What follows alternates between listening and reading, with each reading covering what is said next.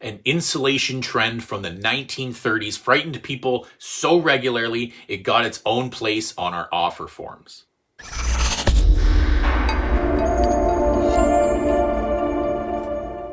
Hi, I'm Garrett Verbakel with Century 21 Heritage House. Today we're looking at urea formaldehyde foam insulation, or UFFI for short. UFFI was a method of insulation used as early as the 1930s and as late as the 1970s in Canada. It was a form of injected foam used to fill voids between walls and floors. It worked in much the same way that modern canned spray foam does. It's rather fluid when it's first deployed, but then expands and begins to dry rather quickly, becoming solid within only a few minutes, yet curing over a number of days. And it's this curing period that caused all the panic, because when UFFI cures, it begins to give off a gas, formaldehyde. You could experience a number of health issues if exposed to the formaldehyde during this curing process. But that was it.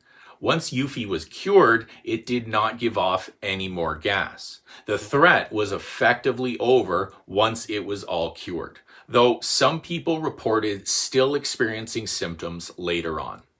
Oddly enough, Europe never banned UFFI and is still regularly used today. That said, what can you do if you discover your home or the home you want to buy has UFFI? Hi again, it's Tony Sousa from RPI Canada Property Inspections. Thank you again for having me on your show. So today's topic is UFFI, as you already know, and UFFI is urea formaldehyde foam insulation. And one of the questions that comes up quite often on inspections is how to identify UFFI while you're going through a preview of a house. So UFFI itself is typically in one of two colors, either nice snowy white or a light yellow. And if you handle UFFI itself, if it crumbles very, very easily in your hand, it turns into almost like a powder, chances are it's UFFI. So now that you've identified that you have UFFI in your home, what can you do about it? Do you have to remove it? The short answer is no, you do not have to remove it. UFFI in itself does not pose a health hazard unless it is under high humidity levels, or if the UFFI gets wet again, and it can release off gases. UFFI acts as a sponge. It will absorb ambient humidity levels and slowly release it over a period of a couple of weeks or so. So your house, depending on what the exterior shell may be slowly releasing some of those off gases periodically during certain times of the year, or if the outside walls have been wet and some of that wetness has reached the UFFI itself. So you've got UFFI in your house. Can you remove it? The short answer is yes. Double check with your local municipality office, your building inspection office, to see if you need a permit for removing UFFI. Now, UFFI itself is something that, in order to get to the product itself, is very destructive. UFFI is inside your walls, so if you are wanting to remove that UFFI, you are peeling back your lath and plaster, your gypsum rock and plaster, or even your drywall.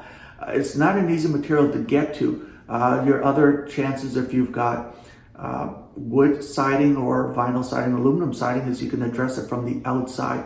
Regardless of what method you choose to try and remove the UFFI, it will be costly, but it isn't something that has to be done in itself. If your house is found to have UFFI, seek the advice of a professional contractor for estimates on how to deal with it, but you are not mandated to remove UFFI in itself. And that's it for UFFI. Hopefully we've shed some light on what it is and how it may or may not affect your home search or your current home. Though if you have any more questions on the subject, feel free to get in touch with myself or Tony. Don't forget to like and share this on Facebook and subscribe to my channel on YouTube. But until next week.